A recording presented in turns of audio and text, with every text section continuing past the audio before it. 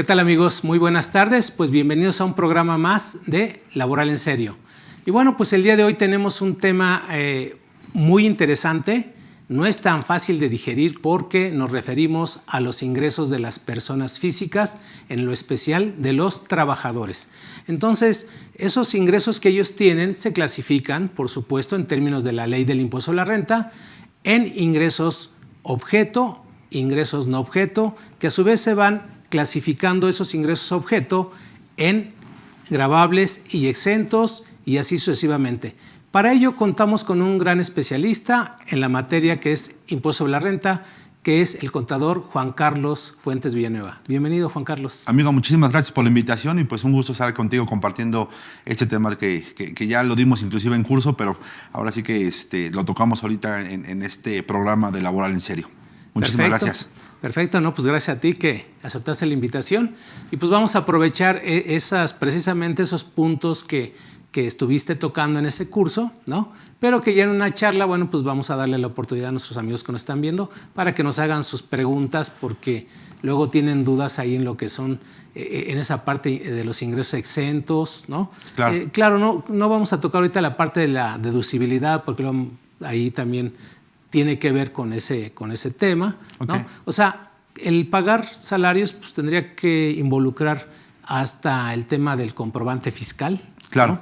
Digamos, en su caso, lo podemos también comentar, pero lo menos que se pueda porque tenemos principalmente que analizar cuáles son esos ingresos que tú consideras que la ley los identifica como ingresos objeto, ¿no? Y por ahí empezaríamos, si tú me lo permites, ¿tú qué consideras en términos de la ley del impuesto a la renta que serían los ingresos objeto para los trabajadores? Pues mira, los ingresos objetos son todos aquellos ingresos los cuales, desde mi punto de vista, son gravados de impuestos sobre la renta, ¿no? Sobre los cuales ya se genera una base y se hace una determinación conforme a las tablas de la propia ley del impuesto sobre la renta, ¿no? Un caso, obviamente, el tema de los salarios, el tema de algunas prestaciones de ley, cuando ya rebasan los límites establecidos y que no están exentos esos ingresos como tal. Entonces, podríamos considerar que todos esos ingresos son los ingresos objeto, porque al final los tenemos identificados y graban un impuesto sobre la renta como tal, desde mi punto de vista.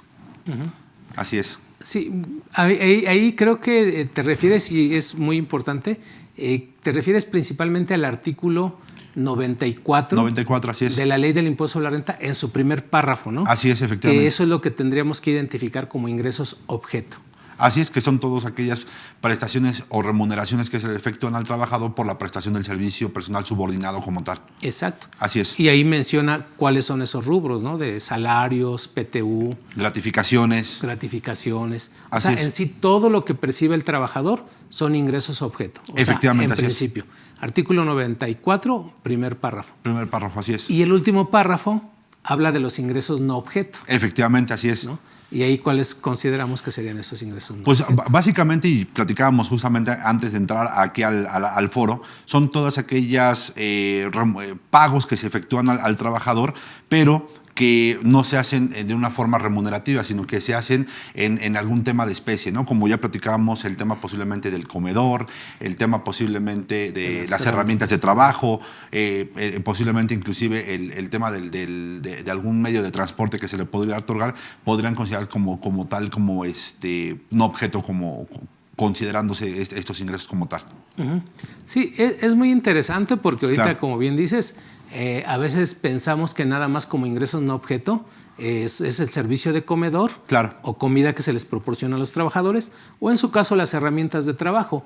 Pero la verdad es como bien lo dijiste, todas aquellas otras prestaciones prestaciones que se entreguen al trabajador normalmente, o remuneraciones que se entregan al trabajador, pero no por una cuestión del servicio prestado, ¿no? Claro. Sino ya sería por otras cuestiones como son las prestaciones de previsión social, incluso las primas de seguros de gastos médicos, ejemplo, que podrá ser tú se las pagas directamente a la aseguradora, es un ingreso no objeto porque es un beneficio para el trabajador, es una previsión social. Así es. ¿No? Pero a final de cuentas nunca pasó por el bolsillo del trabajador. Efectivamente. La empresa pagó directamente. Entonces, si nuestros amigos que nos están viendo empiezan a ver cómo se dimensionan este tipo de ingresos no objeto, pues sería maravilloso porque a final de cuentas, tú lo dijiste, no pagan impuesto sobre la renta, Así los es. ingresos no objeto. Efectivamente. El subsidio para el empleo es otro Ese de los podría ser conceptos. otro. Y así podemos seguir con varios conceptos que son ingresos no objeto y que ahí es donde está la clave. Claro. Muchos quisieran, nuestros amigos, saber, oye, dime todos los ingresos no objeto porque eso se los quiero dar a mis trabajadores. Así es. ¿No? Pero tú ya lo citaste, dijiste las herramientas de trabajo. Que fíjate que ahí en el tema de las herramientas de trabajo, digo, por nombrar algunos, básicamente, digo, por ejemplo, a mí hay una prestación que identifico muy rápido que podría ser inclusive los teléfonos celulares, ¿no? Que es parte de las herramientas de trabajo, las computadoras, que inclusive puedes obtener un beneficio propiamente de esas herramientas de trabajo y que al final el trabajador las puede utilizar pues, hasta de manera personal, ¿no? Como tal, ¿no? Entonces, digo, no sé si tú tengas consideradas algunas otras como herramientas de trabajo para que, digo, hacer un poquito más grande justamente este comentario. Sí, son muchas. Yo te puedo poner un ejemplo. Tengo a mis trabajadores en teletrabajo. Ok. Les compro el escritorio, las lámparas, Las para sillas. que tengan buena luz, la silla ergonómica, la papeleta. O sea, imagínate todas las herramientas de trabajo que le puedo presentar, el mismo celular, la videocámara, ¿no? Que fíjate que aquí, digo, no sé cómo estés considerando tú, particularmente para el tema de las asesorías, en el tema del teletrabajo o el tema del home office que le llamamos, por ejemplo, el tema del pago del internet, ya ves que se tiene que pagar parte o se tiene que dar un apoyo a los trabajadores para el tema de la luz, el tema de los servicios de internet y ese tipo de cuestiones, también se podrían considerar como un objeto, ¿no? Entonces, ahí sería justamente de esta parte de ingresos como un objeto como tal. Yo las clasificaría desde mi punto de vista como herramientas de trabajo. Claro. O sea, el hecho de hacerles un pago a ellos porque es una herramienta de trabajo que a final de cuentas la tiene que proporcionar el patrón. Efectivamente, ¿no? así es. Entonces, por eso involucro, involucro que me decías ahorita tú, ¿qué otras herramientas? Oye, pues hay un buen, ahí simplemente le armo su oficina con su alfombrita, su cafetera, ¿no? O sea, imagínate la inmensidad de bienes que se le pueden proporcionar a ese trabajador. Sí. Con el objetivo de que preste sus servicios, ¿no? Claro. Y entonces de esa manera, o sea, debes tener la materialidad, ¿no? Y la razón de negocios. O sea, no perder de vista eso. O sea, no puedes decir, ay, pues le quiero dar los lujos. No, los lujos ya, esos ya no son. Pero sí le puedes dar las herramientas necesarias para que esa persona, ese trabajador, te preste los servicios y de esa manera para ti son deducibles, ojo, son deducibles al 100%. Ok, ¿no? sí, efectivamente. Y digo, a través de las depreciaciones, que claro, no va a ser un gasto. O sea, si hay un mobiliario, ese mobiliario tiene una depreciación, pero es deducible al 100%. Así es. ¿no? Y no va a ser como en el caso de las prestaciones de previsión social, que pues no hemos tocado hasta que lleguemos a la parte de los ingresos exentos, ¿no? Pero que de entrada también las prestaciones de previsión social son ingresos para los trabajadores. Efectivamente, así es, mi estimado amigo. Entonces, si ya vamos clasificando en los ingresos objeto, vamos primero a tratar de ir desmembrando todo esto, ¿sí? Desentrañando cuáles son todos esos ingresos objeto que tú has visto en las empresas que pasan a través de un CFDI de nóminas o que lo ves a través de ¿cómo se llama? Pues del pago, ¿no? A final de cuentas, porque todo eso termina en un pago para el trabajador. Todos esos ingresos, porque si vemos un listado de ingresos objeto, no necesariamente incluso deben ser del patrón, pueden ser también de las instituciones como el Instituto Mexicano del Seguro Social. Claro. ¿no? Entonces, el Instituto Mexicano del Seguro Social le paga pensiones a los trabajadores. Efectivamente. Sí. Así es. ¿Es ingreso objeto para el trabajador?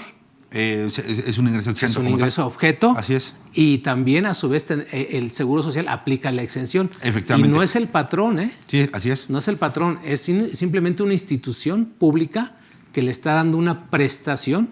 Por eso hablé de prestaciones. Claro. Entonces, todo en sí va a ser un ingreso objeto. Así Pero es. ¿qué más ingresos objeto tenemos? Porque son un buen... Sí, digo, ¿no? ya en una relación, primero me gustaría, pues obviamente, vincular esta parte en donde, derivado de una relación laboral, todos los ingresos objeto son yo los identifico como prestaciones de ley y las superiores a la ley como tal, ¿no? Cuando hay una relación laboral propiamente activa y que hay un trabajador, ¿no? Dentro de las prestaciones, pues obviamente de ley, pues está, de inicio el sueldo, el salario como tal, ¿no? En el tema, pues obviamente del aguinaldo, todo lo que exceda y que no esté exento, ¿no? Que ahorita platicaremos, o quieres que empecemos a tocar justamente la parte de los exentos. No, yo creo que en ese orden, primero todos los ingresos que se consideran objeto, y ya después vamos viendo las partes exentas, ¿no? Y sus montos y límites y todo. Perfecto, las vacaciones, ¿no? Que también en este caso, por ejemplo, muchas veces algunos de los trabajadores te dicen, ¿y sabes qué? Que ahí, fíjate, una gran controversia es, oye, está obligado justamente a que si el trabajador no quiere tomar las vacaciones, realmente le pagues posiblemente los días que está trabajando y que no se vaya de vacaciones. Por ley establece que forzosamente al año trabajado se tiene que ir de descanso el trabajador para que tome sus vacaciones. Pero hay muchas veces trabajadores que no toman las vacaciones y que prefieren que les paguen esos días como un ingreso y que también se consideran como ingreso objeto. La prima vacacional propiamente, ¿no? Digo, la prima vacacional, ahorita que estamos en tema de PTU, el diferencial de esa exención que hay de las 15 UMAS. Entonces, eso es en prestaciones de ley. Prestaciones superiores a la ley, en este caso, que se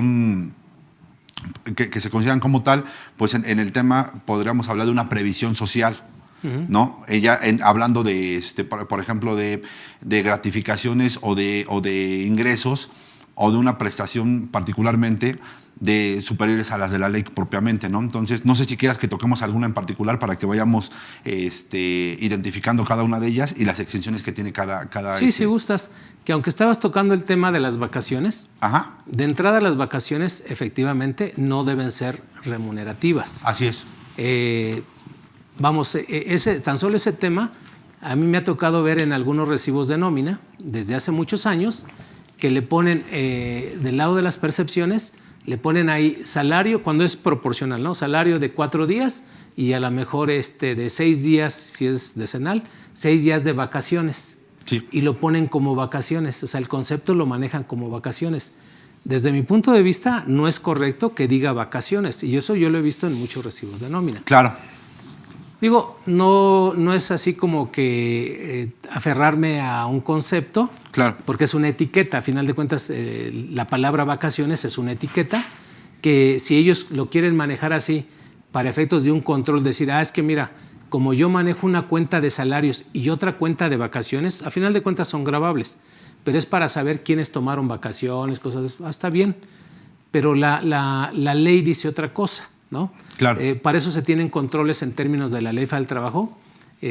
Hay la obligación de los patrones, que también es algo que no veo. Hay cosas que sí veo, hay cosas que no veo y que son obligatorias. El caso de la constancia de antigüedad de los servicios que ha prestado el trabajador, ahí sí se tiene que dejar en claro que todos los patrones tienen la obligación anualmente de entregarles una constancia de antigüedad a los trabajadores. Eso lo dice por Ley Federal del Trabajo. Y no sé si a ti te ha tocado ver esa constancia que se entrega a los trabajadores, en donde se les comunica que a partir de tal día tienen derecho durante los próximos 6 meses a disfrutar de esos días que ya generaron. Sí, como un derecho, ¿no? Fíjate, de esa constancia que me comentas nunca me ha tocado, posiblemente ya quedó o ha quedado de alguna forma en desuso. Porque de que hay la obligación, seguramente, existe la obligación como tal, como bien comentas. Sin embargo, hasta el momento a mí no me ha tocado justamente de esa constancia que bien comentas de manera anual que se tiene que estar entregando a los trabajadores, ¿no? Y un punto importante, porque como bien comentas, no tendrá que venir timbrado de esa manera justamente el tema de las vacaciones. Digo, y aquí, por ejemplo, se tendría que venir timbrado como sueldo y salario por los días justamente devengados o de las propias vacaciones. Sale tu semana completa, sale tu quincena completa, ¿no? Sí. Como salario, en el rubro de salario. Claro. Y simplemente ya en la relación laboral se va a descansar el trabajador. Para eso se tiene esa constancia donde dice de qué día tiene el derecho y ya llevas el control, en donde el trabajador te comunica. Es que todo esto como que se da por entendido y no es cierto. O sea, donde el trabajador ya te confirma, te dice, bueno, ya me entregaste mi constancia de antigüedad, en donde me estás diciendo que durante los próximos 6 meses al cumplimiento de mi aniversario, que se le llama, de haber laborado un año más en la empresa. Claro. En ese momento el trabajador entonces dice, oye, pues para decirte que sí, efectivamente, las quiero tomar, si ahorita estamos en mayo, las quiero tomar del 20 al 28 de junio, ¿no? Claro. Son días laborables los que tiene que irse a descansar con goce de salario íntegro. Las vacaciones son descanso. Así es. Con goce de salario íntegro. Entonces te va a decir, ok, entonces te comunico que en esta quincena no voy a venir.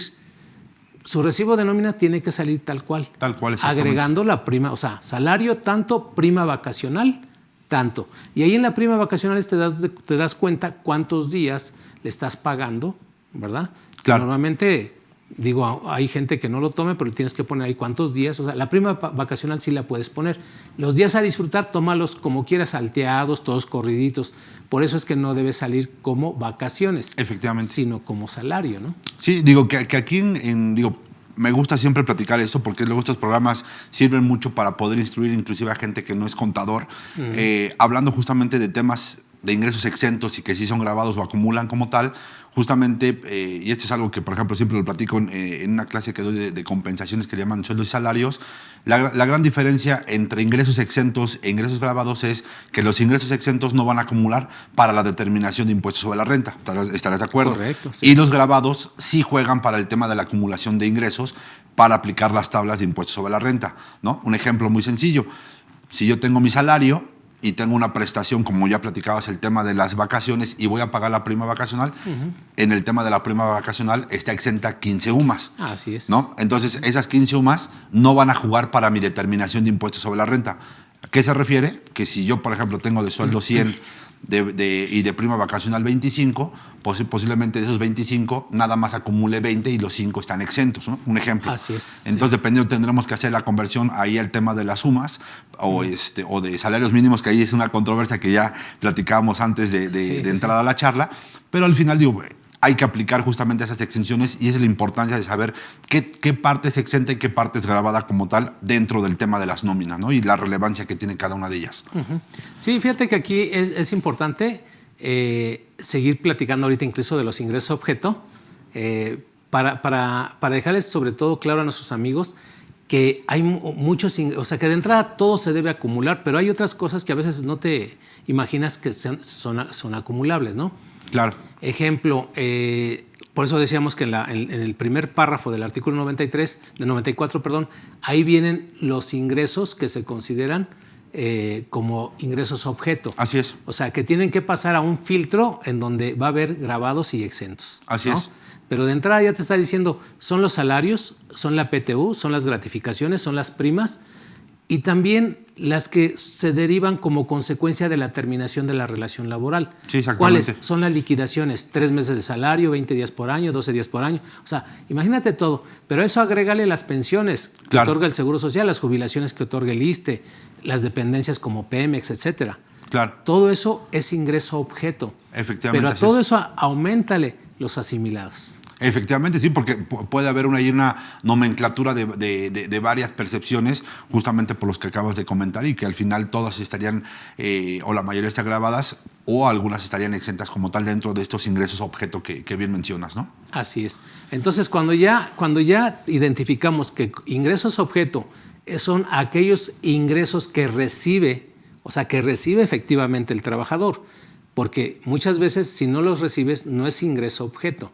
Así ¿no? es, que le podremos llamar, digo, no sé qué te parezca, digo, para que lo podamos identificar, el ingreso o la cantidad real neta que percibe en el bolsillo el trabajador. Así ¿Estás de acuerdo? Se le ¿no? llama ingreso obtenido, Exactamente. que se traduce a eso, ingresos obtenidos, ¿no? Así es. Porque si no están obtenidos, no son objeto, bueno, sí son objeto, pero no son acumulables, que también es otro tema, vertiente. otra palabra. Sí. Así es. Sí, porque te pongo un ejemplo. Este es el mes de pago de la PTU. Sí. Y ya se calculó, ya se hizo todo lo que hemos platicado de la PTU. Sí, claro. Pero no hay dinero.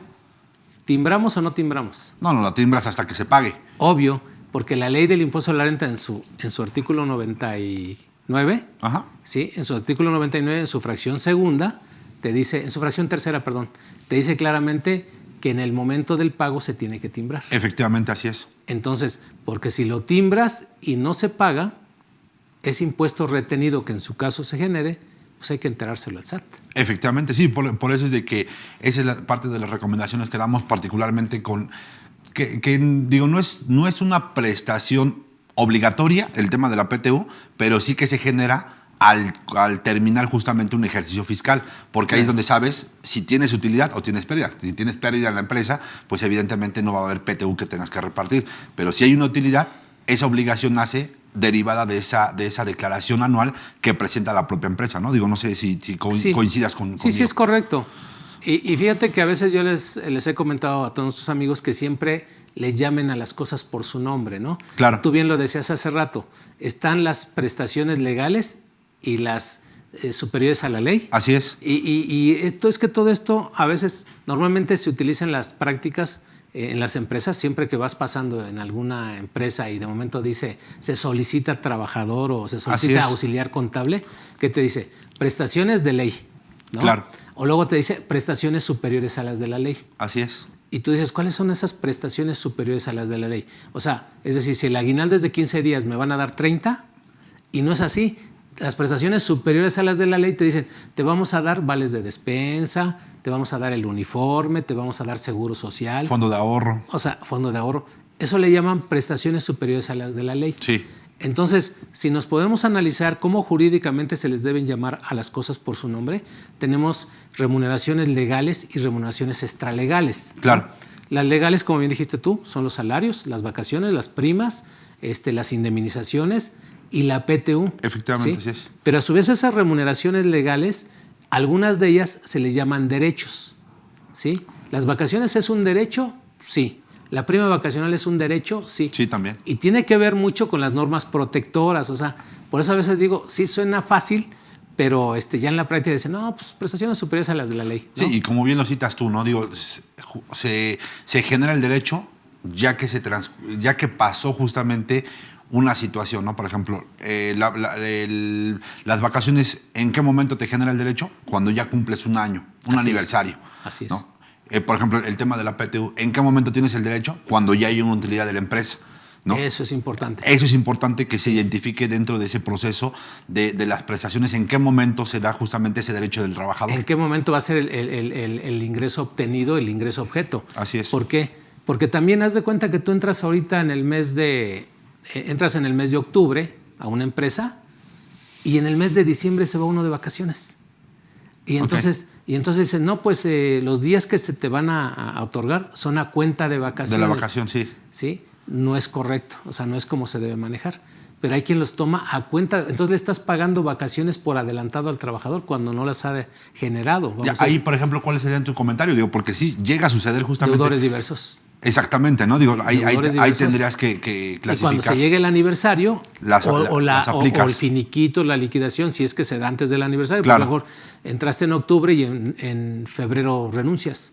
Sí. ¿Sí? O sea, nunca generaste el derecho. Sin embargo, ya al momento de saber, en febrero, al momento de retirarte ya es un finiquito, ahí ya generaste el derecho. Claro. ¿No? Efectivamente. Por eso antes se llama deudores diversos. Y yo le digo, no, sí, dale, si quieres darle a cuenta de vacaciones, deudores diversos, ¿no? Es como los pagos que también yo he observado en varios de los colegas y eso. La verdad, yo no voy a decir que yo estoy bien en todo, pero yo me ha tocado ver que dicen, los anticipos de PTU se manejan como PTU. Y yo digo, bueno, perdónenme, pero desde mi punto de vista nunca los voy a manejar como PTU. Sí, claro. Y lo sostengo. Para mí son préstamos. Sí, exactamente. ¿Sí? Cargo a deudores diversos con abono a bancos. Cuando ya conoces, oye, pero si ya sé que todos los años voy a tener PTU y por eso les quiero adelantar. No, pues imagínate. Es que no sabes realmente cuál va a ser el cierre realmente del ejercicio. Entonces adelántale el salario de 5 años.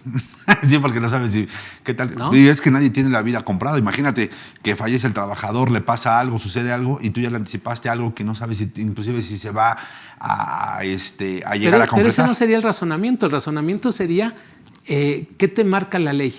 ¿Sí? ¿Sí? Se supone que tú el salario que vas devengando día con día es el que se pague. Es el que ya tienes como deuda y bajo esa etiqueta. Claro. Pero si vamos a pensar que el trabajador te dice, oiga, deme un anticipo a cuenta de nómina, ¿no? O sea, ese anticipo, dices, a cuenta de la nómina es algo que no ha devengado, que no ha generado todavía, ¿sí? Entonces no se le puede llamar salario. Okay. Ese anticipo a cuenta de nómina, jurídicamente y contablemente se le llama deudores diversos. Porque es el equivalente a un préstamo. Efectivamente, así es. Y eso es lo que tenemos que cuidar, ¿no? Así es. Entonces, bien, Mira, vamos a arrancarnos con las preguntas porque este programa tiene un formato poquito más corto, ¿no? Más light, ¿sí? Así es. Para dejarlos ahí picados para que nos vean nuestros cursos, ¿no? Perfecto, con gusto, mi estimado amigo. Por favor, decirle la primera.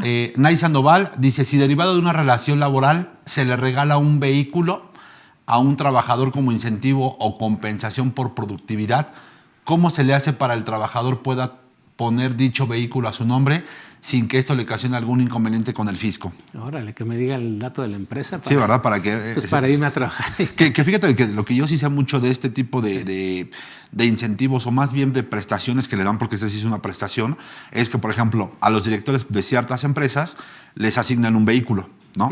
Y luego le da la facilidad de que a un precio muchísimo menor lo puedan adquirir y eso ya pero hay un desembolso como tal propiamente de una diferencia menor. Aquí es completamente un regalo. Digo, no sé, ¿y tú cómo lo considerarías como tal? Sí, mira, yo le quito la etiqueta de regalo y le llamo enajenación. Sí, porque efectivamente va a incrementar ahí su Vamos patrimonio. a aclarar, mira, vamos a aclarar. Dice, si derivado de una relación laboral, ¿sí? Hay una relación laboral, se le regala un vehículo. O sea, ¿cuál es la forma y cuál es el fondo? ¿No? O sea, y podría ser hasta un tema de remuneración.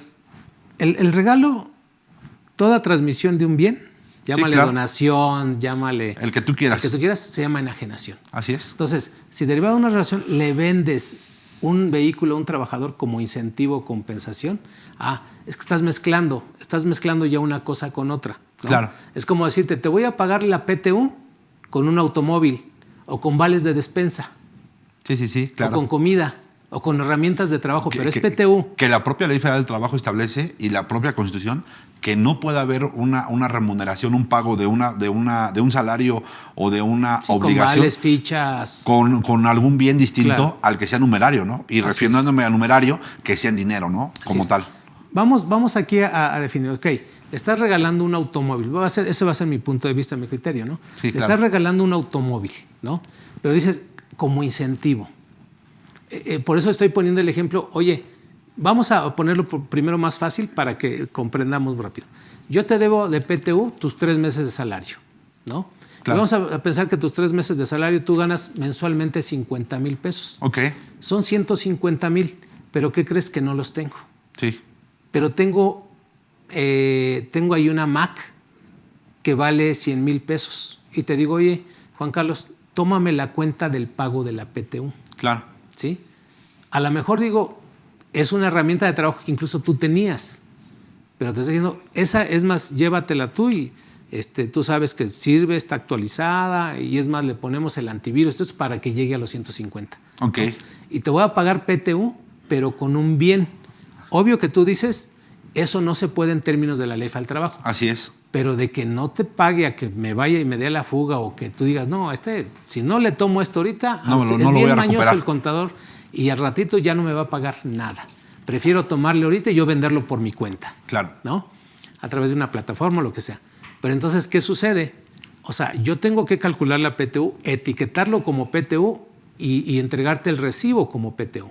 En ese momento tú me dices, ok, vamos, lo doy por recibido, entrégame el bien, ¿sí? Ahora, ese bien que yo estoy entregándote, se supone que hay una enajenación también. Claro. Porque esa era parte de un activo fijo. Así es. Entonces, por eso le estoy poniendo el ejemplo que estás confundiendo una cosa con otra y decir, bueno, ¿cómo lo quieres manejar? Yo tendría que hacerte una factura. Así es. Venta de Mac más esos accesorios en 150,000. Entonces tú tienes una deuda conmigo y yo tengo una deuda contigo. Tiene una compensación. El CFDI. Entonces ya hacemos la compensación, ¿sí? Que fíjate que en el CFDI, por ejemplo, de nómina, haciendo justamente el adeudo por parte del patrón de la PTU, un ejemplo, y el adeudo obviamente del bien por la enajenación de la compra de la computadora, en términos, por ejemplo, de la nómina, no recuerdo si hay en forma de pago la compensación en nómina. ¿Sí existe esa? No. No, ¿verdad? Aquí, o sea, ahí nada más es cheque, transferencia y ya, ¿no? Así es, sí, en efectivo, que es transferencia electrónica, cheque o cualquier tarjeta de débito. Que fíjate crédito. que hoy justamente me preguntaban en el curso que di el día de mañana, en la mañana el día de hoy, oye, ¿puede ser pagada la nómina en efectivo?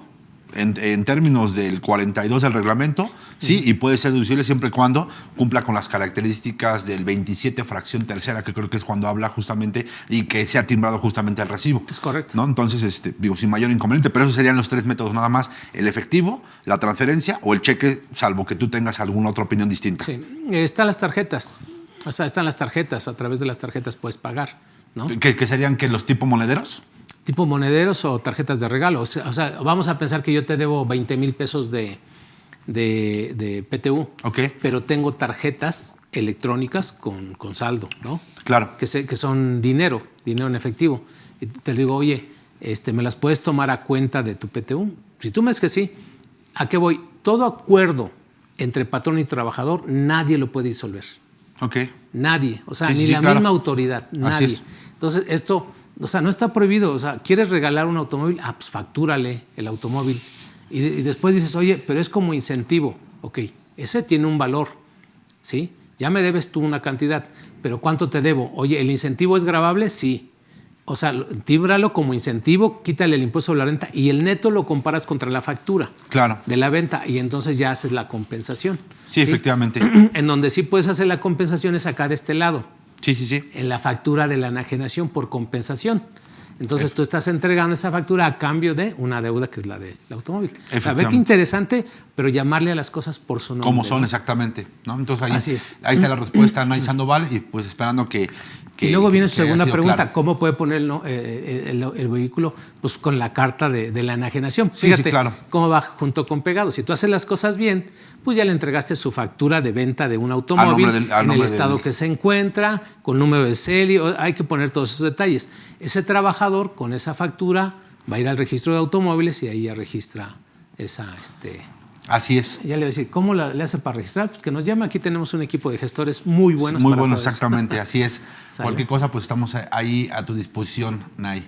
Sí. Perfecto. Guadalupe Valadez. Mucho gusto, Guadalupe, muchas gracias por tu pregunta. Dice, para efectos de deducciones, el concepto de reintegro, ¿el SAT lo puede considerar como una retención de ISR? No sé si había escuchado ese concepto de reintegro.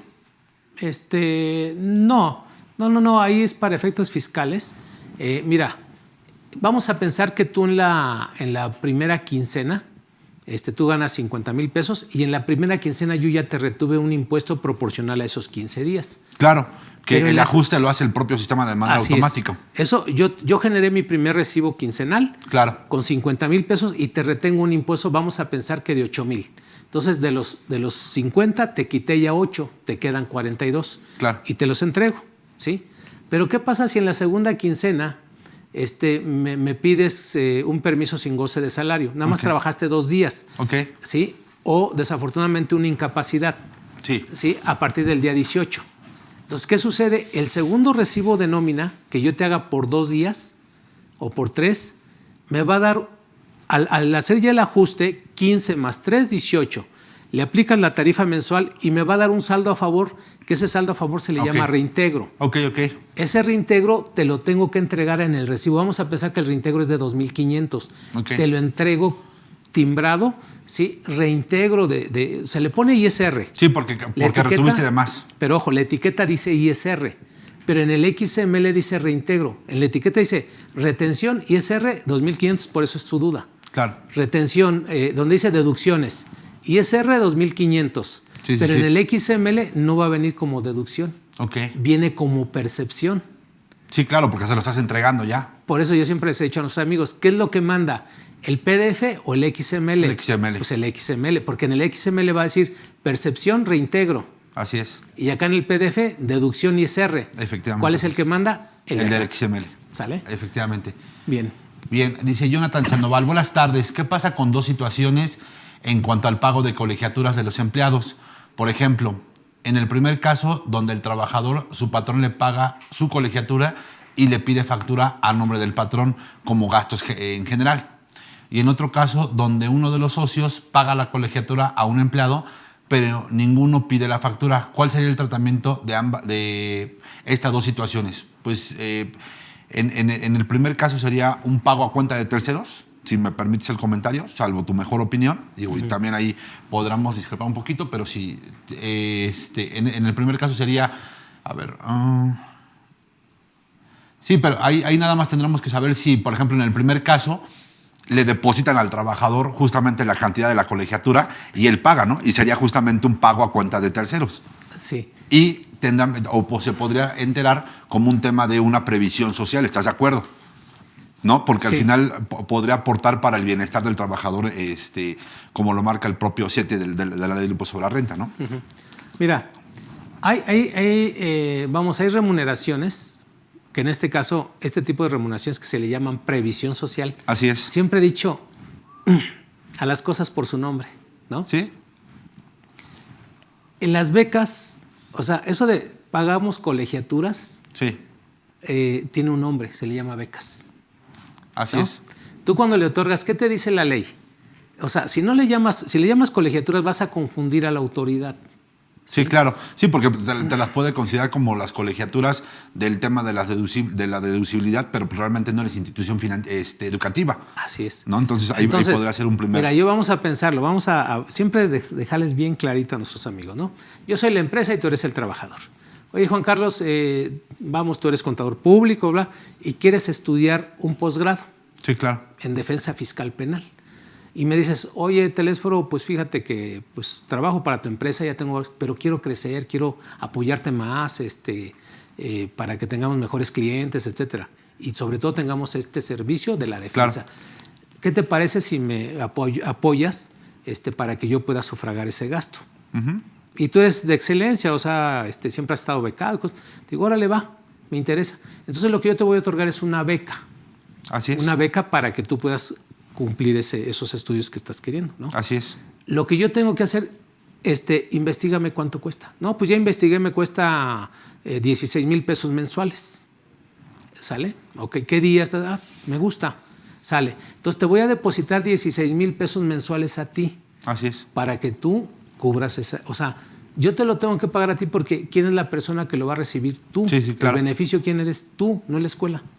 Entonces te hago el depósito a ti de esa beca y tú de ahí, ya si lo quieres hacer deducible, etcétera, ¿sí? Si es que entra dentro de esa posibilidad de las deducciones personales y todo lo que tú quieras, entonces tú llegas y ya le haces su transferencia a la empresa. Ese es el primero. A la escuela, sí. Esa es la primera opción que yo recomiendo, la que más recomiendo. Sí, claro, pues a es transparente, las cosas por su nombre, exactamente. Y te voy a decir por qué lo hago así. Porque tengo otras instituciones que se llaman Seguro Social, se llaman Infonavit, y van a querer que haya transparencia en esto, ¿no? Claro. Entonces, cuando tú otorgas una beca a un trabajador, el artículo 27 de la Ley del Seguro Social dice, dada su naturaleza, no integrarán los siguientes conceptos. Así es. Y si te das cuenta, no vas a encontrar las becas. No. Pero dada su naturaleza, como es una previsión social, vas a poderla excluir más fácilmente porque es un concepto de previsión social. Efectivamente. ¿No? Que aquí únicamente, digo, para tener en contexto, particularmente tendría que venir por medio de un contrato colectivo, en este caso la prestación de la previsión social, o en su defecto en el contrato individual de trabajo, ¿no? Digo, es si correcto. Me permites ahí como comentario, sí. Porque es importante que eso lo tengan más que claro nuestros amigos. Materializado. Y materializado, exactamente. Así es. ¿No? Digo, si yo le doy simplemente el depósito y no lo dejo establecido ni en el contrato colectivo de trabajo o en el propio contrato individual, pues evidentemente no va a haber que le pueda dar la certeza a esa operación como tal. ¿No? Y la materialidad se la doy desde el momento en que tú dices, oye, pero tienes que traerme la copia de inscripción. Claro. Sí, tienes que traerme la tira de las materias. Sí, la cuota, sí, la tira de las materias, el papelito de inscripción de pago de cuotas. Claro. El pago de las cuotas. Y mientras yo tenga ese expediente, el día de mañana ante la autoridad, mira, sí, es una prestación que en términos de la ley se le estoy otorgando, no de la Ley Federal del Trabajo. La Ley Federal del Trabajo no habla de prestaciones de previsión social, para nada. Pero las demás leyes sí.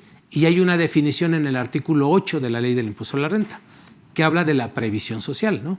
Y ahí ya te dice, previsión social es aquella erogación, ¿verdad? Que se considera en términos de esa ley. Entonces, toda erogación que traiga como objeto cubrir una necesidad o contingencia presente o futura en beneficio de los trabajadores. Efectivamente. Que mejoren su calidad de vida, o sea, de todo él y de eso su familia, me gusta porque encuadra perfectamente esta beca que estamos platicando. Claro.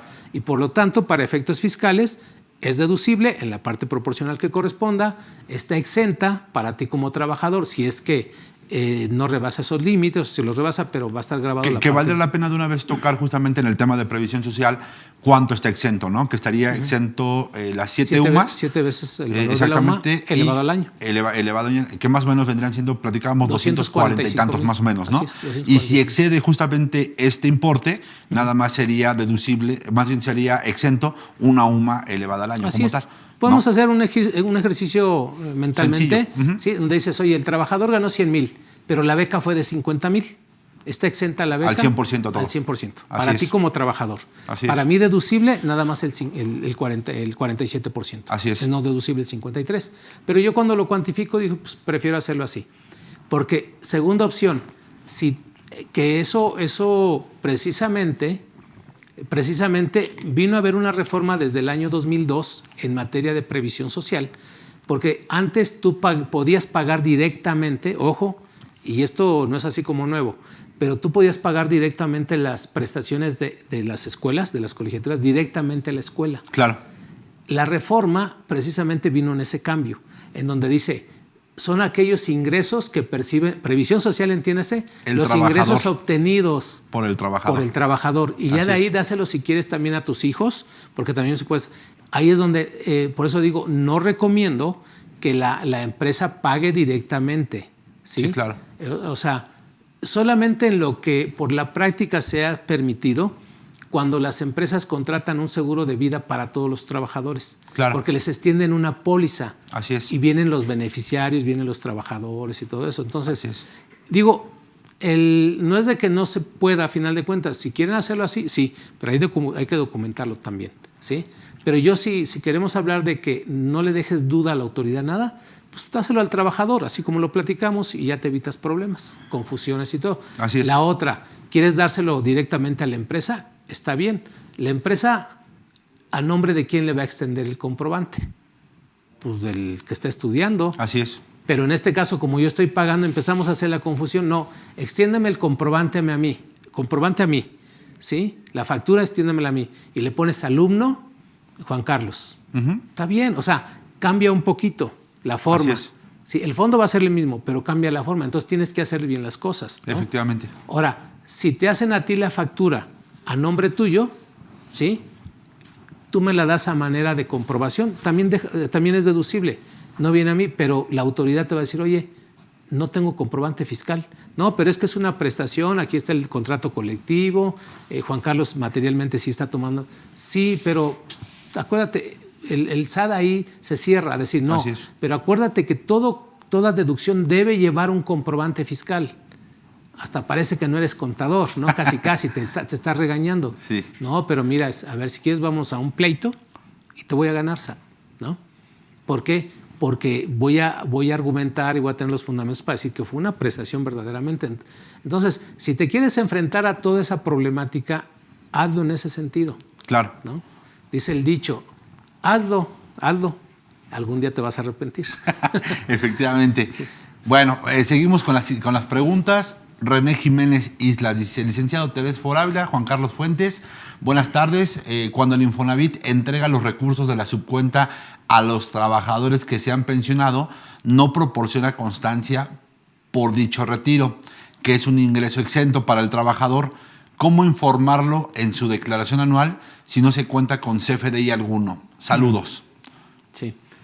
Ahí bueno, es importante. Estaba pensando antes de la entrega de esos recursos que la ley del impuesto a la renta te dice claramente que cuando esas aportaciones que hacen los patrones a la subcuenta de vivienda cada bimestre, así es, ¿sí? Te dice claramente que esos no son ingresos acumulables en el ejercicio en que se están aportando. Así es, pero ¿sí? sí cuando los retiras. Porque los está aportando el patrón al trabajador. Al trabajador, ¿sí? así es. Y lo está aportando a una institución financiera. Así es. Por eso dicen, no es obvio que si no entra a tu bolsillo, no es ingreso obtenido, no es ingreso acumulable, no es ingreso gravable, ¿no? Así es. Ese es un ejemplo también de lo que estamos platicando. Así es.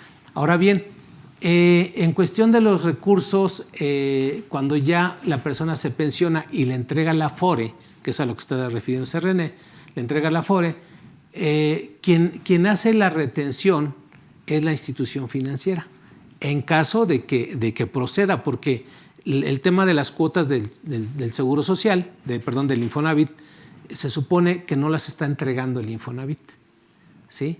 ¿Quién las tiene? El Seguro Social. La institución financiera. Bueno, la administradora. La Afore, exactamente. Sí, exactamente. Entonces la Afore es la que es sujeta, obligada a retener ese impuesto a la renta cuando así. Yo ahorita no me acuerdo, pero todas las de entrada, todas las aportaciones que se hicieron de 1992 para atrás están exentas. Okay. Te las entrega la Afore así, sin retención de impuesto. Aquí el tema me imagino ¿Cuándo vas a obtener de Infonavit algo? Nunca. Aquí me imagino que tiene el tema, particularmente René, porque seguramente tiene el tema de una devolución de impuestos y justamente no se la están aplicando porque no tienen la constancia que comentan. Y sí, justamente esa ha sido la situación de que el Infonavit no entrega justamente esa retención, pero desde mi punto de vista... Es que el Infonavit nunca la va a entregar. No, exactamente, no la va a entregar. Quien la tiene que entregar forzosamente tendría que ser la administradora de los fondos, que sería con quien tenga, en este caso, la Afore, ¿no? Ahora le voy a decir algo en especial a René. La constancia de la percepción y de la parte excedente y todo eso, eso lo he puesto como ejemplo cuando había las outsourcing, ¿sí? La outsourcing me depositó mi salario de todo el año, mis vacaciones, mi prima vacacional, mi fondo de ahorro y mi aguinaldo. Me lo depositó. Pero la outsourcing, ¿qué crees? Que no me hizo mi CFDI de nóminas. Ok. ¿Sí? ¿Declaro o no declaro? Yo como persona, yo como trabajador. Sí, lo tendrás que declarar. Claro que sí. Sí, claro. Claro que sí, porque hay un ingreso, está depositado en tu cuenta. ¿Declaro o no declaro? Claro que sí. Entonces yo he integrado así con algunos trabajadores que me digo, oiga, pues ¿por qué no lo dejamos así? Pues el SAT ni se va a dar cuenta. Mire, ya me metí con mi firma electrónica y dice ingresos. Cero. O no tienes nada. Claro, no tiene nada. No tienes ni RFC ni nada. Le digo, ¿quieres jugártela? No, pero están los depósitos en la cuenta bancaria. No, pues juega, y son 500,000, son 400,000 al año. Claro. Juégatela. Eso se llama defraudación fiscal. Así Pero es. ¿por qué? Si yo no estoy defraudando, el que está no, defraudación porque tú recibiste un ingreso y la ley del impuesto a la renta te dice que todas las personas que tengan ingresos superiores a 400,000 pesos deberán manifestar a través de una declaración. Así es. ¿Sí? Y aunque no tuvieras y tienes deducciones si quieres, me ha tocado trabajadores que no llegan a los 400,000, 300,000 tienen crédito Infonavit, pero no les timbraron. Pero tienen la constancia del Infonavit, del crédito de Infonavit. ¿Qué hacemos? Pues preséntala. Vamos a acumular los ingresos, aplica la exención y les han regresado. Así es. ¿Por qué? Porque el fondo, ojo, el fondo es el depósito bancario que le hicieron cada quincena o cada semana al trabajador. Efectivamente. Entonces aquí tenemos que tener cuidado. Dice, cuando el Infonavit entrega los recursos, a ver, espérame, ¿qué recursos te entregó el Infonavit? Sí, que aquí dice que el Infonavit no los entrega. Lo de la cuenta de... El Infonavit no los entrega. Sí, no. Quien los entrega es la Afore. La Afore, la administradora. Entonces, y los toma de una subcuenta que se supone que es la cuenta individual que abre cada trabajador, Así etcétera, es. etcétera. Digo, la pregunta está muy buena. Nada más que, digo, a final de cuentas no va a tener esa constancia. Quien se la tiene que dar es la Afore. Así es, efectivamente. ¿Sí? Oye, es que la Afore no dan. Si dan, pues yo las he pedido.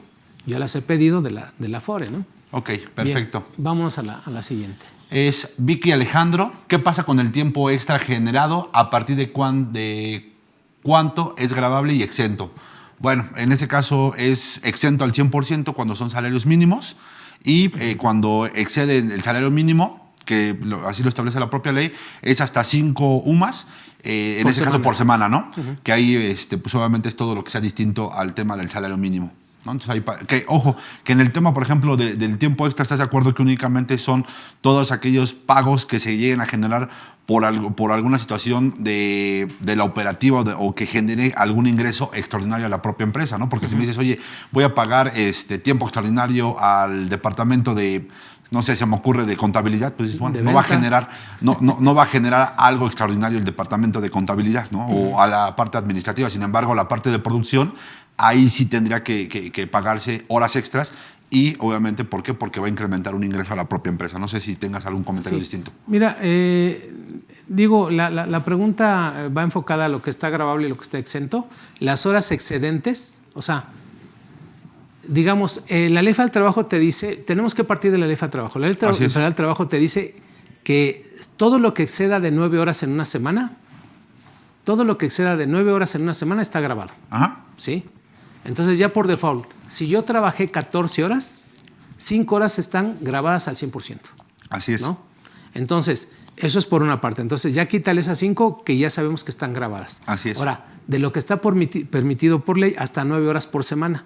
De esas 9 horas, el 4.5 está exentas y el otro 4.5 está grabadas. Así es. Ahora, de los 4.5 veces exenta, está topado hasta 5 veces el valor de la UMA. La UMA, así es. O sea, lo tienen que ver así. Efectivamente, ¿no? así es. Entonces, oye, es que nada más es un trabajador que laboró 4 horas en la semana. Ah, ok, 2 están grabadas y 2 están exentas. Efectivamente. ¿Sí? O sea, las excedentes nunca las vamos a encontrar porque nada más trabajó 4 a la semana.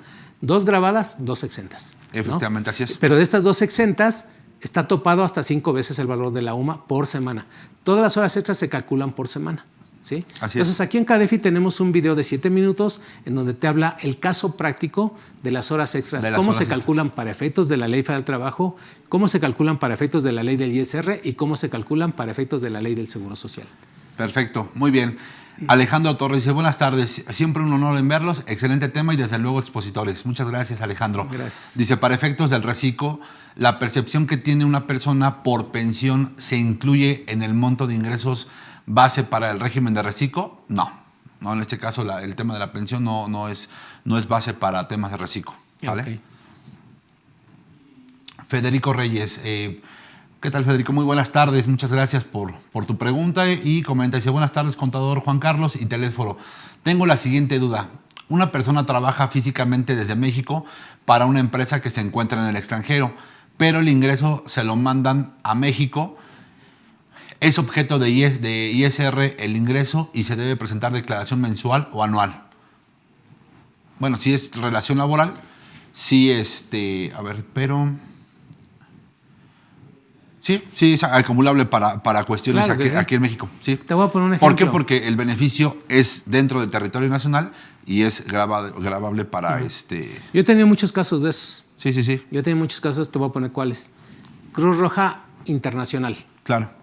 Hay representación aquí en México, pero hay personas que trabajan para Cruz Roja Internacional de representación aquí en México, claro. Pero los fondos los mandan de diferentes países. Claro. Entonces, la ley del impuesto a la renta te dice claramente que es un ingreso acumulable, no hay retención de impuestos sobre la renta. Así es. Porque tiene que enterar el trabajador el impuesto, o sea, es una autodeclaración. Esos trabajadores que reciben ese ingreso como salario por parte de la Cruz Roja Internacional, por parte de la ONU o de cualquier otra figura así internacional, sí. Reciben su salario, digo, a mí me ha tocado hacer las declaraciones de ellos, entonces, como si fuera una persona física con ingresos por honorarios. Así es. Presenta su declaración, ¿verdad? Como pago provisional y ya, dependiendo del monto, va a estar sujeto o no a una declaración anual. Okay, ¿no? así También es. tiene la parte exenta por los ingresos que reciba, etcétera, pero pues, número uno, hay que ver si la Cruz Roja Internacional le da aguinaldo, si es así, esas remuneraciones están exentas. Pero de entrada, esos organismos no le van a hacer retención. Por lo tanto, es acumulable para la persona física, sí. ¿Tiene que presentar una declaración mensual? Sí. Cada mes tiene que presentar la declaración. Y lo que le dé de pago provisional lo tiene que enterar. Entonces, ahí yo sí les decía, porque me ha tocado trabajadores que se gastaron hasta el dinero. Le dije, no, es que era tu obligación enterar los pagos provisionales. Efectivamente, ¿no? Así es, amigo. Perfecto. José Eduardo Rodríguez dice, buena tarde. Si un trabajador renuncia a los 3 meses, ¿tiene derecho a recibir su parte proporcional de vacaciones y prima vacacional, sí, ya que no cumple el año? Sí, efectivamente, únicamente del tiempo que trabajó. Sí, ya cuando hablamos de un finiquito, es cuando el derecho se tiene hasta que se cumple el aniversario o antes, si existe un finiquito o una liquidación. Efectivamente, así es. Rosalinda Guzmán dice, buenas tardes, contadores, soy persona física. Mi duda es la siguiente, en la empresa donde trabajo, una parte de mi sueldo me lo pagan como sueldo y otra parte como asimilado en otra empresa. ¿Qué consecuencias puede haber que le pida a la empresa donde me pagan por asimilados que me descuente más ISR que el que me corresponde para que no salga tanto ISR a pagar en la declaración anual? Lo que pasa es que en esa situación, la acumulación de la parte de nómina más el tema de los asimilados, pues obviamente en ese momento pues hace que brinques al siguiente nivel rango, estrado, exactamente, línea, de la tabla, sí. y por eso es de que te sale justamente a pagar esa gran diferencia de impuestos sobre la renta. Sin embargo, pues creo que aquí, digo, ya siendo un poco más minuciosos, creo que hay un tema de elusión ahí para que no se configure el 100% del salario, porque dice que el salario es una parte por la empresa y otra parte por medio de otra empresa. No, pero vamos a pensar que sí sea una operación normal, Okay. ¿no? En donde sí está prestando, por una parte, para una empresa, está prestando sus servicios bajo el esquema de salarios. Claro. Está bien. Pero para otra empresa, vamos a pensar que está prestando sus servicios bajo el esquema de asimilados. Así es. Vamos a pensar en ese escenario, que sí sea legal y fiscalmente correcto en ambos casos. Okay. Entonces, aquí la pregunta es porque esa persona, como simultáneamente está recibiendo mes con mes o cada quincena una remuneración, Así es. o doble remuneración, a final de cuentas está obligada a presentar una declaración anual. Efectivamente. Y como bien dices tú, ya el llenado de la declaración anual le va a botar mucho impuesto sobre la renta. Así es. Entonces, la pregunta es, dice, ¿yo le puedo decir a la empresa de asimilados que me retenga un poco más? No, se llama pago de lo indebido. Así es. ¿Sí? Pero yo le puedo pedir que me haga una retención extra, sí. Una deducción, perdón, no retención, una deducción extra, ojo. Entonces yo le hago una deducción, haz de cuenta que tú eres mi trabajador del asimilado, ya con Sí. la otra ya le estoy calculando correctamente el impuesto, pero ahora Con el asimilado. Con el asimilado, yo lo que hago es el recibo de nómina que te voy a timbrar como asimilados, ¿sí? Entonces, del lado de las percepciones viene el honorario, el anticipo, jurídicamente como te lo estoy pagando, ¿no? Okay. Uh-huh. Pero en la parte de las deducciones yo pongo impuestos sobre la renta y luego en otro rubro de las deducciones otros descuentos, ¿sí? Y en esos otros descuentos yo te quito ese excedente o lo que tú me digas. Oye, quítame, pues vamos, 1,000 pesos más porque yo estoy viendo que al final del año tengo que pagar 12,000 pesos en mi declaración. Claro. Tú sí, me ya dices, lo parcializas, ¿no? Exactamente. Tú dime cuánto te descuento como otros descuentos. Y eso lo voy a tener ahí. Y lo enteras. Sí, lo voy a tener ahí como una cuenta acreedora diversa. Yo nomás entero el impuesto sobre la renta. Pero otros descuentos, eso no lo tengo por qué enterar. Eso yo lo dejo como una reserva en el banco. Para que cuando ya llegue tu declaración anual, digo, eso yo lo he hecho también mucho tiempo. Sí. Y luego ya cuando llega tu declaración anual, entonces ya te entrego todos esos otros descuentos, te los entrego, ¿sí? ¿Para qué? Para efectos de que ya cuando te lo deposite, cubras. Tú presentas tu declaración anual. Sí, los cubras. Fíjate cómo las cosas por su nombre Sí, claro. y no porque me ha tocado que luego sí descuentan de más ISR. Sí. Y a veces hasta se les convierte saldo a favor. Sí, sí, porque ya efectivamente. metes tus deducciones personales y oye, y el SAT te puede decir, ¿sabes qué? No procede. Porque el impuesto que te debieron haber retenido mes con mes era de tanto y me debieron haber retenido. Y es un pago de lo indebido. Ahora la empresa que lo pagó es la que me lo tiene que solicitar. Sí, claro. Entonces, esta es una consultoría de alto nivel que le estamos regalando, es decir, cómo se deben hacer las cosas. Efectivamente. ¿No? Ya en la práctica. ¿Quieres que damos un...? Bueno, yo creo que ya se terminaron las preguntas, ¿verdad, Inge? Ya no me falta la de Rosalinda todavía Guzmán. tenemos muchas ahí. Sale, perfecto. La siguiente pregunta, creo que era la de arriba. Ah, no, sí está bien ahí. Nelly Díaz dice, las vacaciones se deben tomar 6 meses siguientes al aniversario. ¿Prescriben en ese tiempo o de acuerdo al artículo 516 prescribe al año de ser exigibles? Nunca prescriben. Las vacaciones nunca prescriben. Nunca prescriben. Te voy a decir por qué. Porque en un juicio laboral, vamos a pensar que yo llevo 10 años y nada más los primeros 2 me pagaste vacaciones, pero los otros 8 no me pagaste. Okay. Oye, pero no te los pagué porque tú no quisiste salir disfrutarlas. Me decías que no, que tú preferías seguir trabajando. Y nunca te las pagué. Entonces, esas vacaciones, en un juicio laboral, pues, ¿qué te va a decir el juez? Que se compruebe el pago. Sí, no, pues no se hizo. Pues págalo. O sea, te va a decir, ¿no lo pagaste? No, pero ya prescribió.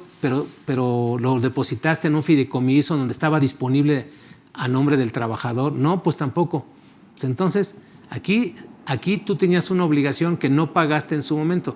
Si el trabajador te está diciendo que no se las pagaste, tú compruébame que sí. Claro. Entonces el juez le va a dar la razón al trabajador. Si no hay un pago, te las debe. Y por lo tanto, que se haga ese crédito exigible al patrón.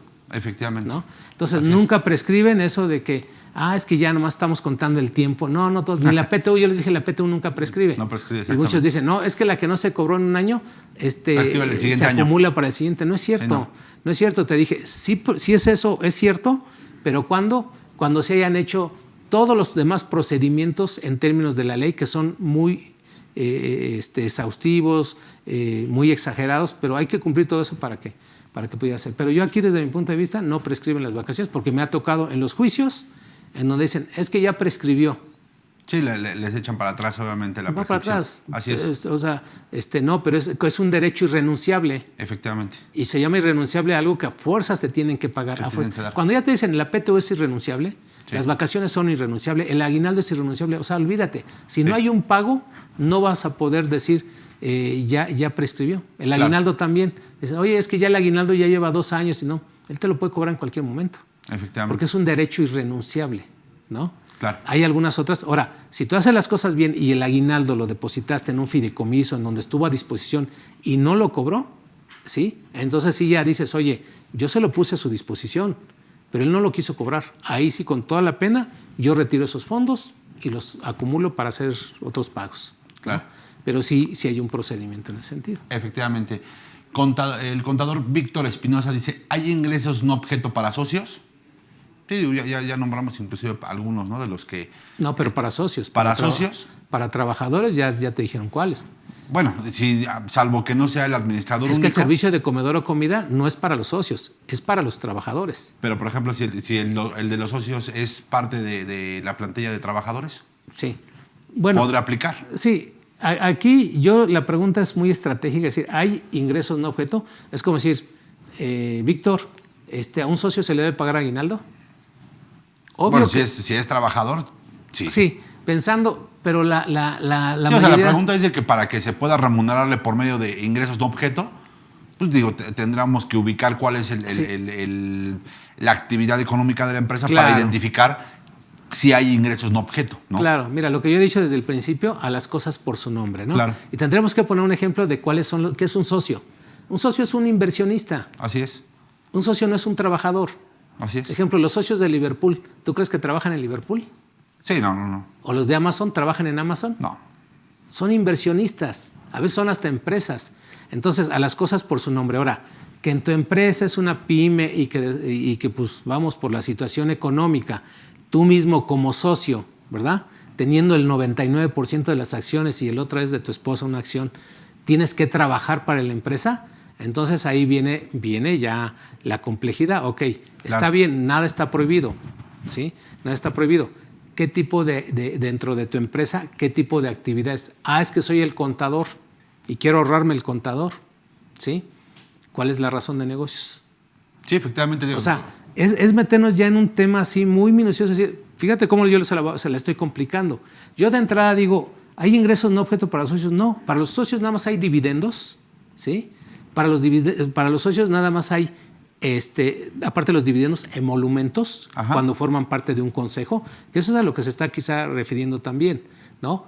Cuando tú pagas un dividendo, ¿hay ingresos no objeto? No, el dividendo es acumulable y es gravable hasta cierto punto, ¿estamos de acuerdo? Claro. Cuando tú al socio le pagas emolumentos por su participación como secretario, tesorero, vocal, etcétera, entonces también hay una retención, ¿sí? Pero al ingreso como tal tú lo estás poniendo a través de un acta asamblea que a los socios se les remunerará por sus prestación de servicios que están haciendo en las asambleas ordinarias mensuales, etcétera. Tienes que tener todo materializado y con razón de negocios. En las empresas, ¿debe haber asambleas mensuales? Sí. ¿Debe haber asambleas anuales? Sí. Ok. ¿Por su participación en esas asambleas tienen derecho a una remuneración? Sí. ¿Es un ingreso objeto? Sí. ¿Es ingreso acumulable? Sí, claro. Digo, tendremos, como bien comentábamos, identificar cuál es la actividad y qué otro tipo de prestaciones. Porque puede ser así como socio lo sacas de acá y dices, es que aparte de ser socio, no se me puede prohibir o no se me debe limitar, porque es un derecho humano, a ser también trabajador de mi propia empresa. Claro. Ok, pero vamos, que no seas el administrador único. Claro. Porque es incompatible. Ahí, por ejemplo, te pongo como ejemplo, puede ser que inclusive tenga prestaciones de previsión social pagadas por el sindicato. Sí. Serían objeto. Así es. ¿No? Pero, O sea, pero de entrada, digo, si tú lo quieres ver desde el punto de vista de que este contador, este socio es contador y él quiere llevar la contabilidad, sí, porque es un servicio especializado, porque pues, me interesa, no está prohibido. Ok, al trabajador, sí, como socio ya dijimos, es vocal. Es inversionista, es vocal, puede trabajar, sí. Ahora, ya en su trabajo, pues págale sus vacaciones. Debe haber un contrato individual de trabajo, pero todo eso debe ser aprobado por una asamblea. Claro. O sea, eres socio y al mismo tiempo quieres ser contador, tiene que ser aprobado por una asamblea, ¿no? Claro. Entonces, a veces suenan las preguntas, pero a mí me gusta decirles a las cosas, llámale por su nombre. Entonces, de entrada, como no objeto, no los consideraría, salvo que fueran trabajadores, ¿no? Ok. Pero yo de entrada, hay ingresos no objeto para socios, no, a un socio no se le paga más que dividendos y emolumentos. Perfecto. Así es, por su participación. El contador Pedro Benítez dice, buenas tardes, maestro, excelente tema. ¿Es correcto que se le realice un cheque a un trabajador por la comprobación de gastos del mes dentro de una empresa? Pues si es el responsable, quiero pensar, de la caja chica. Sí, podría ser, ¿no? Digo, salvo. Hay muchas maneras. Mira, yo se los he puesto de ejemplo. Yo soy el contador de la empresa, ¿no? Y resulta que voy pasando por Office Depot, vamos, o por una empresa de equipo de cómputo, ¿no? Y les digo, hablo con mi jefe, le digo, oye, ¿qué crees que hay una promoción ahorita de computadoras? Y acuérdate que necesitamos para fulanito. Sí. Ah, órale, ¿y cómo le hacemos? Pues si quieres te presto. Y vamos a pensar que sean 24,000. Yo agarro mi tarjeta de crédito o de débito y presto el dinero. Pido la factura a nombre de la empresa, se llama gastos por cuenta de terceros. Así es. ¿Sí? Entonces estoy pagando no solo con un cheque, o sea, yo estoy pagando con mi tarjeta. Así es. Me dan la factura, adjunto mi ticket del voucher con la factura. La factura está a nombre de la empresa. Así ¿sí? es. Llego con el equipo, con la factura y les digo, mira, jefe, aquí está el equipo que te platiqué. Ah, perfecto. Incluso, pues de preferencia, dejarlo por WhatsApp o algo así, ¿no? Sí, claro. Entonces, ya se lo entrego y le digo, oye, ¿me debes esto? Ah, sí, permíteme que te hagan la transferencia. Así es, que tiene que ser por Sí. transferencia exclusivamente o cheque. Así es. ¿Sale? Entonces, ya me hacen mi transferencia sin ningún problema. ¿Es ingreso acumulable para mí? No. No, porque deriva de una operación comercial. Así es. Sí, empresarial, no tiene que ver con una prestación de un servicio. Y tiene que haber una relación forzosamente entre la persona física y la persona moral. Porque si es un externo, ahí no aplicaría Claro, justamente digo, yo mi el tema de la criterio, deducibilidad. mi punto de vista sí lo haría también. Ok. Ejemplo, para tu empresa, ¿no? Tú tienes tu empresa y resulta que lo mismo, se da la misma situación. Oye, Juan Carlos, fíjate que, ¿te acuerdas que tenemos que sacar esa auditoría en donde estamos tú y yo como socios? Sí. Sí, fíjate que ya encontré el equipo adecuado, vamos a hacer una cosa, a ti la empresa te dio el anticipo a ti para hacer ese trabajo y lo que tú quieras y tú me subcontrataste a mí. Okay. ¿Sí? Ni siquiera hay una relación laboral, de empresa a empresa. Entonces, puede ser como empresa o como persona física. Y lo mismo hago, pago con mi tarjeta, me dan la factura a tu nombre y te entrego el equipo y te entrego el voucher y todo eso. Y tú me dices, ok, ojo, manéjalo nada más ahí como un acreedor diverso. Ok. ¿Sí? No hay una relación laboral. ¿Yo te puedo hacer un préstamo a ti como empresa? Sí.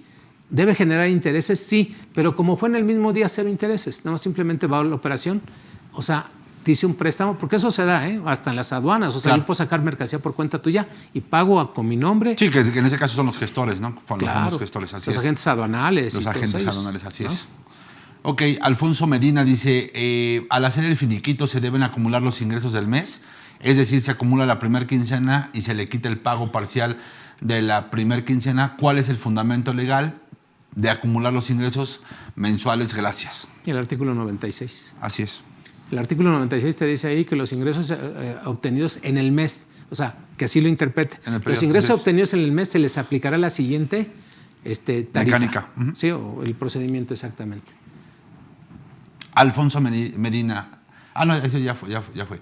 Jorge Antonio González Anchondo dice, las becas son un concepto ligado a la capacitación. Por lo anterior, es mucho mejor como herramienta de trabajo, más no como previsión social. No, son cosas diferentes totalmente. Las becas es una prestación de previsión social unilateral, porque está a voluntad del patrón. La capacitación no es unilateral ni esa voluntad, es en términos de la Ley Federal del Trabajo. La capacitación es un derecho de los trabajadores y por lo tanto es una obligación del patrón. Efectivamente. Y no se puede comparar. O sea, aparte de esas herramientas que yo te doy, o sea, tú eres mi contador de la empresa, ¿qué te tengo que dar? Un escritorio, una silla, una computadora, todo lo que tú necesites para sacar tu trabajo. Esa es una herramienta de trabajo. La capacitación que te tengo que dar, en donde vete a tomar los cursos, es diferente. Entonces la capacitación, al ser es un derecho que también es otra de las... es un ingreso, fíjate, no es tanto que sea un ingreso en servicios, ¿no? Eso es un derecho de los trabajadores. Por lo tanto, ni siquiera pasa a ser como ingreso. O sea, es un ingreso no objeto. Efectivamente. La capacitación es un ingreso. Ya ves que te decía que yo tenía como 15 conceptos de ingresos no objeto. Así es. Y ya mencionamos ahí las primeras 4, luego te dije también los seguros de gastos médicos, los seguros de vida, la capacitación también los préstamos personales son ingresos no objeto y así me puedo seguir con algunos hasta llegar a 15 más o menos Perfecto. Diana Laura Hernández dice, buenas tardes contadores, ¿en dónde podemos encontrar el video que menciona sobre el cálculo del tiempo extra?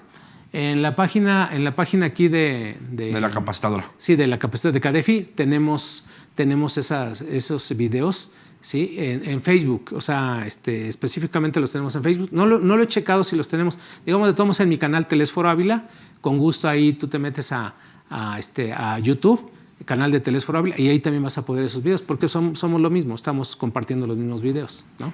Perfecto. David Rechen dice, entonces lo conveniente es que siempre aparezca el concepto de vacaciones para que como patrón pueda validar el pago de las mismas año con año. No, o sea, yo nunca he manejado conceptos. O sea, yo soy sincero, en toda mi carrera profesional nunca he manejado el concepto de vacaciones en un CFDI de nóminas. Increíble. Siempre lo he manejado como salarios. Claro. Para eso tenemos nuestros controles de cuántos días tomó, la constancia de antigüedad y todo eso. Pero ¿dónde me doy cuenta que disfrutó vacaciones el trabajador? En la prima de antigüedad. Así es. ¿Sí? Ahora, te voy a decir otra cosa. En muy pocas empresas hemos llegado a pagar el concepto de vacaciones. Solamente sale como concepto, y perdón, sí lo aclaro, cuando hay un finiquito, una liquidación. Efectivamente. Ahí sí debe decir vacaciones tanto, porque eso lo tienes que probar ante la Junta o ante un juez. Sí, que justamente son de los temas importantes, ¿no? Que como bien dices, todo tipo de prestaciones que se estén otorgando o que se liquiden o que se paguen al trabajador, que vengan timbradas, porque si no te van a estar demandando posteriormente esa prestación que ya le pagaste posiblemente, ¿no? Es correcto. Así es. Sí. Si te das cuenta, bueno, pues muchas preguntas interesantes y así podemos seguir. Así es. Vamos a seguir platicando más adelante. Digo, a veces me dicen, oye, como que este tema no se repite. No, es que son diferentes. Aparte son diferentes ponentes, invitados, perdón. Pues vamos abarcando más cosas. Esas preguntas que nos hicieron ahorita no nos las han hecho en otras ocasiones. Sí, hay alguna que otra que se parece.